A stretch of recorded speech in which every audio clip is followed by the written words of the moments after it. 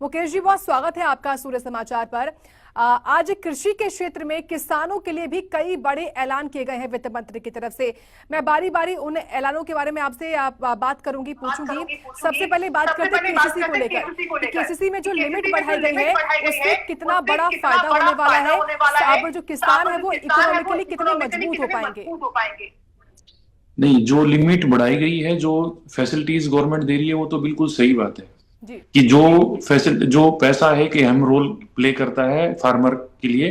लेकिन इसके साथ साथ मैं ये कहना चाहूंगा कि जो भी कोई चीज प्रोवाइड की जाती है या कोई स्कीम इंप्लीमेंट की, जैसे ऑर्गेनिक फार्मिंग की लगा लो, या फिर पहले भी हमारी स्कीमें और भी चल रही हैं, वो सारी की सारी स्कीमें पिछले साल से जितने भी बजट हमने दिया है किसानों को, कितना बजट यूज हुआ है और कितना फील्ड तक पहुंचा है, ये बड़ा इंपॉर्टेंट है। अब जैसे हम देख रहे हैं हरियाणा के अंदर कोई भी स्कीम अगर इंप्लीमेंट होती है, अब इंप्लीमेंट होने में जो किसान है वो गांव में रहता है, खेती गांव में होती है।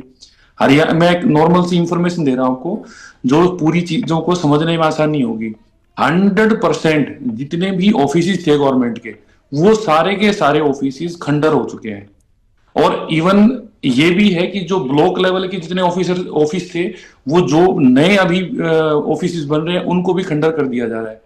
प्राय जो ब्लैक मार्केटिंग है वो बढ़ रही है। हमारे पास कोई भी ऐसी चीज नहीं है कि भी किसी ने ऑर्गेनिक, जैसे हमारे किसान है, हम ऑर्गेनिक की ट्रेनिंग देते हैं उनको, ऑर्गेनिक उसने कर ली, जब जैसे उसका प्रोड्यूस आया।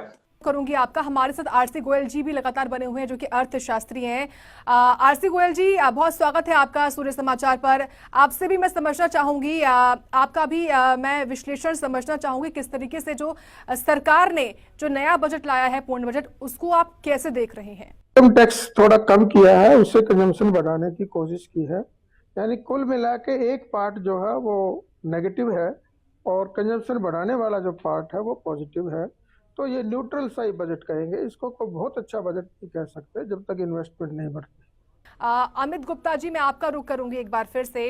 हम लगातार बात कर रहे हैं किस तरीके से जो नया टैक्स रिजीम आया है उससे फायदा होगा, लेकिन अगर हम अलग अलग जो ऐलान किए गए हैं उसका भी रुख करें, हम जिस तरीके से इनकम टैक्स स्लैब जो नहीं आई है उनमें तमाम जो लोग लगातार इस बात का इंतजार भी कर रहे थे, क्या ये समझे कि सरकार ने जो नए इनकम टैक्स स्लैब में बड़ी राहत दी है, क्या इसका मकसद चुनावी भी है? क्योंकि कहा यह भी जा रहा था कि चुनावी साल होगा तो हो सकता है कि इनकम टैक्स पेयर्स को राहत मिले, क्योंकि अभी अब से कुछ दिन पहले हमने 8वां वेतन आयोग को भी देखा कि सरकार ने जो 8वां वेतन आयोग है वो भी लागू कर दिया था। मैं कहना चाहूंगा कि चुनावी तो मैं ये बिल्कुल भी नहीं कहूंगा। अगर ये चुनावी होता तो गवर्नमेंट अनाउंस कर देती, क्योंकि उस समय लास्ट ईयर मई में लोकसभा के इलेक्शन हुए और उसके बाद काफी स्टेट के भी इलेक्शन हुए हैं। तो मैं इसको चुनावी तो बिल्कुल भी नहीं कहना चाहूंगा कि चुनाव को देखते हुए ये इतनी रिलीफ दी गई है। इस रिलीफ का सीधा सीधा जो मुझे मकसद लगता है कि हमें इस देश को एक स्ट्रक्चर्ड इकोनॉमी की तरफ आगे बढ़ाना है। हमने देखा है कि इस देश में लगभग 8 से 9 करोड़ रुपए 8 से 9 करोड़ लोग अपनी टैक्स रिटर्न फाइल कर रहे हैं, उसमें से 2 से 3 करोड़ ही टैक्स को पे कर रहे हैं। तो हमें अपना जो टैक्स का दायरा है वो हमें दायरा इंक्रीज करना है कि लोग अपनी जो ब्लैक इकोनॉमी की तरफ ना जाके केवल और केवल व्हाइट इकोनॉमी की बातें करें। अगर मेरा टैक्स बेस बढ़ेगा, इस देश का टैक्स बेस बढ़ेगा, तो आने वाले समय में टैक्स का कलेक्शन ऑटोमेटिकली काफी अधिक हो जाएगा, जो करंट टारगेट है उससे ज्यादा हो जाएगा। सेकंड, हम काफी लंबे समय से बातें कर रहे थे डायरेक्ट टैक्स कोड की। डायरेक्ट टैक्स कोड की बातें मुझे पता है कि लगभग 12 से 15 सालों से चल रही है। उसके ऊपर भी काफी रेशनलाइजेशन की हमने बातें की, बट वो इम्प्लीमेंट नहीं हुआ। अब जाके फाइनेंस मिनिस्ट्री ने अनाउंस किया है कि हम नेक्स्ट वीक में direct tax code new tax income tax bill लेके आएंगे। मोरलेस वो डायरेक्ट टैक्स कोड के वे में ही होगा, राइट। और उसका भी मेन मोटिव यही था कि हमें अपने टैक्स की जो स्ट्रक्चरिंग है, रेशनलाइजेशन है, उसको प्रमोट करना है। अगर प्रमोट होगा तो देश में टैक्स पेयर्स के इंक्रीज होगा, आपकी डिजिटल इकोनॉमी इंक्रीज होगी, आपकी ब्लैक इकोनॉमी कहीं ना कहीं कर्व होगी। और अगर ये सब होता है तो 2047 का जो डेवलप्ड इंडिया का टारगेट है हम उसको अचीव कर पाएंगे।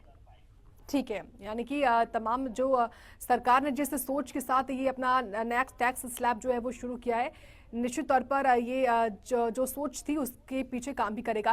साथ ही साथ अमित जी, जिस तरीके से आज बिहार पर फोकस रहा गया है, खासतौर से उस पर भी मैं आपसे चर्चा करना चाहूंगी, क्योंकि बिहार जो कि खासतौर से मखानों की उत्पादकता में सबसे बड़ा राज्य है पूरे भारत में। लगभग 90% वहीं पर मखाने जो है वो उनकी उत्पादकता होती है, प्रोडक्टिविटी होती है।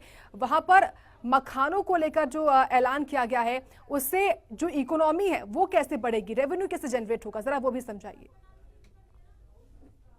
बिहार को हम कहते हैं कि मखानों का सबसे अधिक उसमें प्रोडक्शन होता है, और जो ये मखाना है ये पूरी कंट्री में एक्सपोर्ट होता है। अगर इंडिया का कोई भी प्रोडक्ट की मार्केटेबिलिटी बढ़ती है in any area of the globe, then definitely वो इकोनॉमी के लिए बूस्टर होगा। अब जैसे हमने देखा कि हम देख भी रहे कि महाकुंभ यूपी में चल रहा है, उस महाकुंभ से भी इकोनॉमी के ऊपर पॉजिटिव इम्पैक्ट है। इसी तरह बिहार को भी एक स्पेशल ध्यान में रखा गया है कि वहाँ की जो मेजर प्रोडक्ट है या मेजर जो प्रोडक्शन है, क्रॉप है, अगर उसके ऊपर हम फोकस करेंगे तो वो एक ऐसा आपकी क्रॉप है या मखाना प्रोडक्ट है कि जिसकी पूरे वर्ल्ड के अंदर डिमांड है, और उस डिमांड को हम अपनी मेजर हिस्सेदारी अगर बनती है तो आने वाले दिनों में हमें काफी बिहार को भी इकोनॉमिक बूस्टर मिलेगा, एज वेल एज कंट्री को भी इकोनॉमिक बूस्टर मिलेगा। इसके अलावा बिहार के लिए भी काफी और अनाउंसमेंट की गई है, और जो कि एक वेलकम स्टेप है।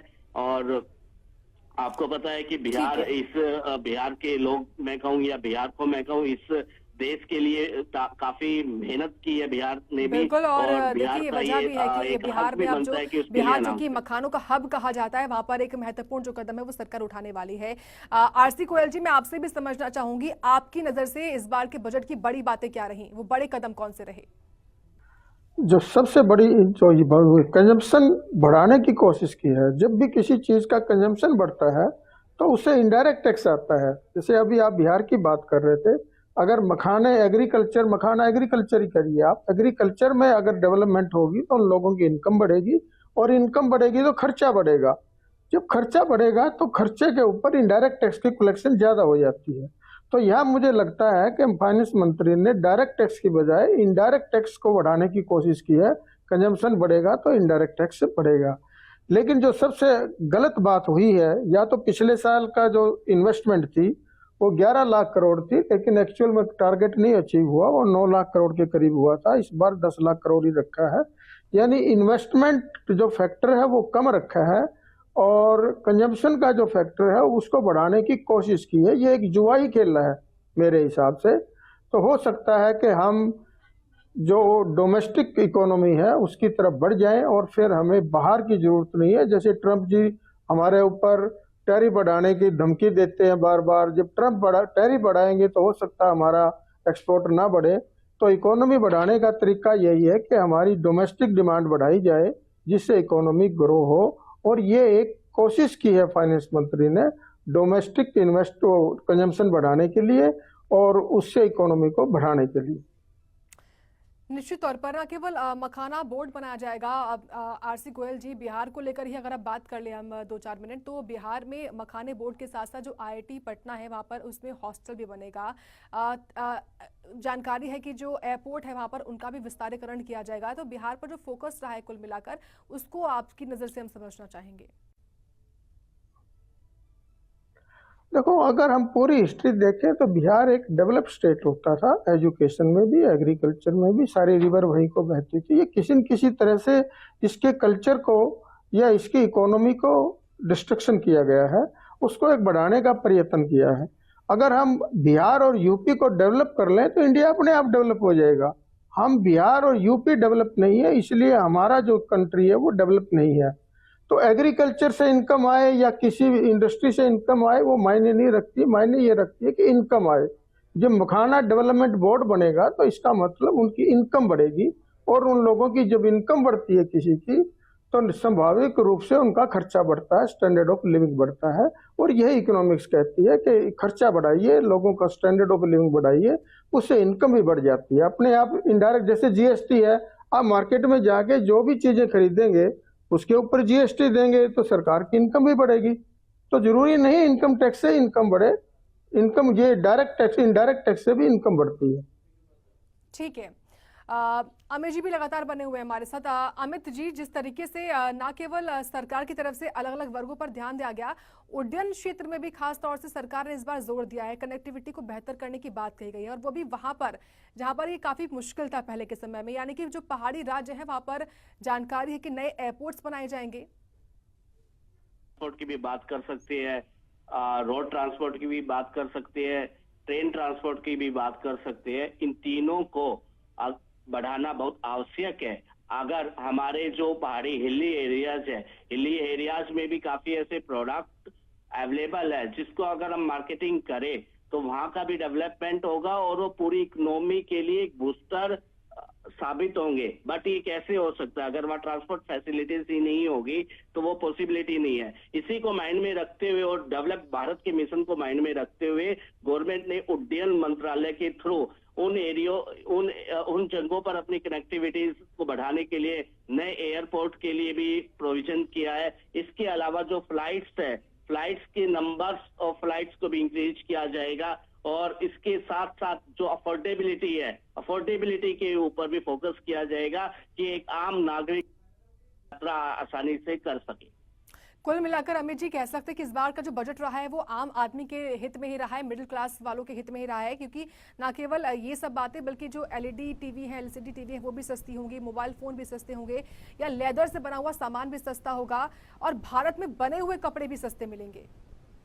मैं तो कहना चाहूंगा कि ये आम बजट अब की बार का केवल हित में ही नहीं रहा, ये अब की बार इतना कुछ मिला आम लोगों को जितनी उनको कभी उम्मीद भी नहीं रही होगी। हमने हर बार देखा है कि जब भी बजट आता है तो आम लोगों को इतना बेनिफिट नहीं मिलता, एक मायूसी रहती है आम लोगों के दिमाग में भी रहती है और दिल में भी रहती है कि जितना उन्होंने एक्सपेक्ट किया था उतना नहीं मिला। एज ए सीए हमारे पास भी हमारे एक बजट आने के बाद काफी क्लाइंटों की कॉल आती है कि सर हमने वो एक्सपेक्टेशन थी बट हुआ नहीं, कोई मेजर रिलीफ नहीं मिली, 10-15-20 हजार रुपए की रिलीफ मिलती थी। एंड मैं अगर पूरी जर्नी कहूँ पिछले 10 से 12 सालों की मेरे सीए कैरियर की, तो अभी बजट को पेश हुए लगभग 1 घंटा हुआ है और I got more than 15 to 20 messages from various clients कि अब की बात तो गजब हो गया। तो ये मैं कहना चाहूंगा कि अब की बार जो राहत मिली है वो एक अनएक्सपेक्टेड राहत मिली है, जिसकी कि आम लोग भी इतनी बड़ी राहत की उम्मीद नहीं कर रहे थे। गोयल जी, क्या अभी अमित जी की बात से इत्तेफाक रखते हैं कि इस बार अनएक्सपेक्टेड राहत मिली है आम जनता को, मिडिल क्लास को? देखिए, ये सिर्फ अनएक्सपेक्टेड राहत मैं इकोनॉमी को नहीं कह सकता, इनकम टैक्स पेयर को राहत मिली है। जरूरी नहीं है कि टैक्स कम करने से इकोनॉमी बढ़ जाए। यहाँ पर हमने जो टैक्स कलेक्शन है, सरकार के लिए 3 तरह का टैक्स है, कॉर्पोरेट टैक्स, पर्सनल टैक्स और इनडायरेक्ट टैक्स। इनकम अगर नहीं बढ़ेगी तो यहाँ पर कभी हिंदुस्तान में 80% लोग गरीब हैं जिनको सरकार की जरूरत पड़ती है, 20% लोग सेल्फ डिपेंडेंट है। तो जब हम इनकम टैक्स की बात करते हैं वो तो 5-7% लोगों की बात करते हैं। तो हमने टैक्स कलेक्ट करना है, टैक्स से इनकम कम नहीं करनी। अब वो एक अलग बात है कि कैसे टैक्स, डायरेक्ट टैक्स कम हो ज्यादा होगा या इनडायरेक्ट टैक्स कम होगा। यहाँ पर ये ठीक है कि एक सेगमेंट को रिलीफ मिला है। अब सीए साहब इनकम टैक्स फाइल करते हैं और ये प्रोजेक्ट रिपोर्ट फाइल करते हैं, वो कितने लोग आएंगे? अर्बन एरिया के 10% लोग आएंगे, उन लोगों को बेनिफिट मिला है। बेनिफिट तब होता है जब गरीब आदमी को बेनिफिट मिले। तो यहाँ पर इतना है कि जैसे आप हिली एरिया में एरोप्लेन वगैरह की ये एयरपोर्ट बढ़ाई है, हिली एरिया में सिर्फ जो है ये अपना बढ़ा सकते हैं, टूरिज्म बढ़ा सकते हैं। और टूरिज्म बढ़ाने का रीजन हुआ 25% की ग्रोथ टूरिज्म में अगर आ जाती है तो उन लोगों को एम्प्लॉयमेंट मिलता है। जब आप एक होटल में जाते हैं, जनरली बात सोचिए, मालिक को ही एम्प्लॉयमेंट नहीं मिलती, वहाँ 100 लोग काम करते हैं, उनको भी एम्प्लॉयमेंट मिलती है। वो 100 लोग उसी हिली एरिया के होते हैं। मालिक तो हो सकता है चंडीगढ़ से हो जाए, लेकिन जो काम करने वाले हैं वो हिली एरिया के ही होते हैं। तो इस तरह की जो डेवलपमेंट है, 4 तरह की जो इंफ्रास्ट्रक्चर जो बढ़ती है, या तो शिपिंग से बढ़े, या रोड से बढ़े, या रेलवे से बढ़े, या बाई एयर बढ़े, जब ये चारों बढ़ेंगी तो हम दूर दूर जा सकते हैं। कम से कम जहाँ टूरिज्म बढ़ेगा वहाँ टूरिज्म बढ़ सकते हैं, जहाँ प्रोडक्शन से कंजम्पशन सेक्टर तक जितनी दूरी कम होगी लेकिन गोयल जी, उतनी ही इस बार जल्दी हम सरकार माल की तरफ से पहुंचाएंगे। टूरिज्म उससे सेक्टर क्या को भी होगा, बढ़ाने के लिए कई ऐलान किए गए, जैसे कि आप कह रहे हैं कि टैक्स का जो टैक्स के जो लोग हैं वो एक वर्ग है, कुछ ही परसेंट है, लेकिन उसके अलावा भी कई बड़े ऐलान किए गए हैं।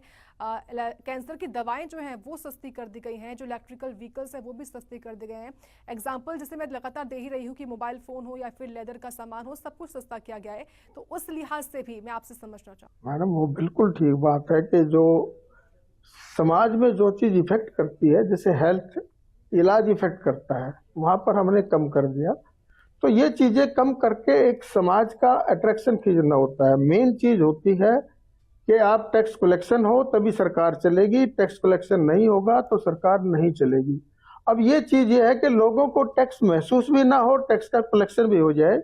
इस तरह से चलना, इकोनॉमी तभी बढ़ेगी जब हम इस तरह का टैक्स सिस्टम रखेंगे कि लोगों को महसूस नहीं होगा और गवर्नमेंट के पास पैसा आएगा, पैसा उन लोगों के ऊपर खर्च किया जाएगा जिनको उनकी जरूरत है, गरीब आदमी को जरूरत होती है। और हर देश में गरीब ज्यादा होते हैं, हिंदुस्तान जैसे देश में तो गरीब ही ज्यादा है। और रही बात ये सस्ता करने की, महंगा करने की, ये तो अकाउंटेंट की जॉब है, इकोनॉमिक्स की जॉब नहीं होती है कि मोबाइल कम कर दिया, 10 रुपए में मोबाइल कम आ गया। ये कोई खास इकोनॉमिक्स से कोई संबंध नहीं होता। This is job of the accountant के टैक्स कहाँ पर घटा के कहीं बढ़ा देंगे, कहीं घटा देंगे, क्या फर्क पड़ता है, टैक्स तो उतना ही रहेगा। तो मैं इस बात से, मोबाइल की कीमत कम होने से अगर 10 रुपए कम होती है तो किसी को रोजगार नहीं मिल जाता उससे। ठीक है। तो इन चीजों का इकोनॉमिक्स पे कोई खास ध्यान नहीं दिया जाता, ना ही इसका कोई खास संबंध होता। ये तो ये है कि एक्सपोर्ट का हमें थोड़ा सा डर लगता है, बार बार बाहर से धमकियां आती है। जुड़े समाचार के साथ खास बातचीत की आपने हमारे साथ। अमित गुप्ता जी लगातार बने हुए, उनका रुख करेंगे, लेकिन उससे पहले कुछ बड़ी बातें आपको बता देते हैं कि सस्ता क्या हुआ है, महंगा क्या हुआ है। ये जानिए जरा आप। सस्ता हुई है कैंसर की दवाई। कैंसर की दवाई को सस्ता किया गया है कस्टम ड्यूटी को घटाकर, खत्म करके। इसके अलावा सस्ती हुई है इलेक्ट्रिक व्हीकल्स, सस्ते कर दिए गए हैं इलेक्ट्रिक व्हीकल्स जो होते हैं, उनको सस्ता करने की बात जो है वो वित्त मंत्री ने कही है। साथ ही साथ जो लेदर का सामान है उसको भी सस्ता करने की बात कही है वित्त मंत्री ने। ये सस्ता होगा, साथ ही सस्ता और क्या होगा, मोबाइल फोन भी सस्ते होंगे। इनके अलावा जो भारत में बने कपड़े हैं वो भी सस्ते किए जाएंगे। हमारे साथ अमित गुप्ता जी लगातार बने हुए हैं। अमित जी, हम लगातार अलग अलग टॉपिक्स पर बात कर रहे हैं। इनकम टैक्स को लेकर भी आपने हमें पूरी विस्तार से जानकारी दी। सस्ता क्या हुआ है, महंगा क्या हुआ है, इस पर भी आपने पूरी जानकारी दी है। आपने जो अच्छे पॉइंट्स रहे हैं, जो पॉजिटिव बातें रही हैं वो तो बताई, लेकिन इसके अलावा क्या उम्मीद ये भी थी कि महिलाओं को लेकर कुछ बड़े ऐलान किए जा सकते हैं? क्या आपको लगता है कि महिलाओं को लेकर कुछ खास बड़े ऐलान नहीं किए गए? देखिएगा अमित जी, आपकी आवाज हम तक पहुंच नहीं पा रही है। एक बार अब अपने दर्शकों को बताते हैं कि सस्ता क्या क्या हुआ है। सस्ता हुआ है मोबाइल फोन। अगर आप मोबाइल फोन अब लेने जाएंगे तो वो सस्ता मिलेगा आपको। भारत में बने हुए कपड़े भी, वो भी अब सस्ते हो जाएंगे। लेदर का सामान जो है वो भी अब सस्ता हो जाएगा।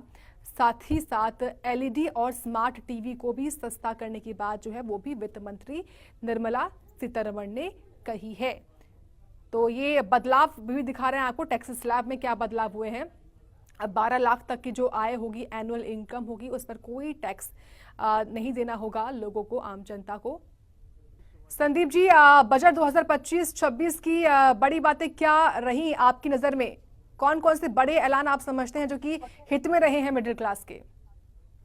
जी जी जी देखिए, अगर मैं संक्षिप्त में कहूँ तो इनकम टैक्स के पॉइंट ऑफ व्यू से सरकार ने काफी अच्छे चेंजेस करे हैं। बहुत, मेरे हिसाब से कुछ लोगों की जितनी एक्सपेक्टेशन थी उससे भी ज्यादा तक के चेंजेस हो गए हैं। सबसे पहला चेंज मैं बताना चाहूंगा कि जो इनकम टैक्स की जो लिमिट है वो ऑलमोस्ट आप मान के चलिए 12 लाख तक हो गई है, जो कि पहले 7 लाख तक होती थी। वो क्योंकि उन्होंने जो रिबेट है, इनकम टैक्स की जो रिबेट है उसको 12 लाख तक उसको लेके गए हैं, ताकि 12 लाख तक की आपकी इनकम जो है वो एग्जेम्प्ट हो जाए। और अगर सैलरीड कोई क्लास है तो उसके अंदर उसको 75,000 की जो स्टैंडर्ड डिडक्शन है वो तो मिलती है। तो उस लिहाज से सीधा 12,75,000 तक की जो सैलरीड क्लास है उसकी पूरी की पूरी इनकम एग्जेम्प्ट हो जाती है। Now I move to investment as the third engine, which encompasses investing in people. Sandeep ji, आप अपनी बात पूरी करिए। मैं ये बता रहा था कि अगर सैलरीड क्लास कोई है उसको 75,000 की स्टैंडर्ड डिडक्शन भी मिलती है, तो उस लिहाज से सीधा 12,75,000 की इनकम के ऊपर कोई भी टैक्स नहीं लगेगा अगर किसी की 12,75,000 तक की इनकम है। अब इसमें देखना ये होगा कि अगर 12,75,000 से ऊपर की इनकम आती है तो उस पे क्या पूरा का पूरा टैक्स रहेगा या कोई मार्जिनल रिलीफ मिलेगा, उसके बारे में अभी क्लैरिफिकेशन अभी आना है। अगर हम बजट को बारीकी में पढ़ेंगे तो शायद हमें ये भी क्लैरिटी आ जाएगी, क्योंकि पहले एक मार्जिनल रिलीफ हुआ करता था जिसमें कि 7 लाख से ऊपर की जो इनकम होती थी उस पे भी आपको टैक्स की रिबेट मिलती थी।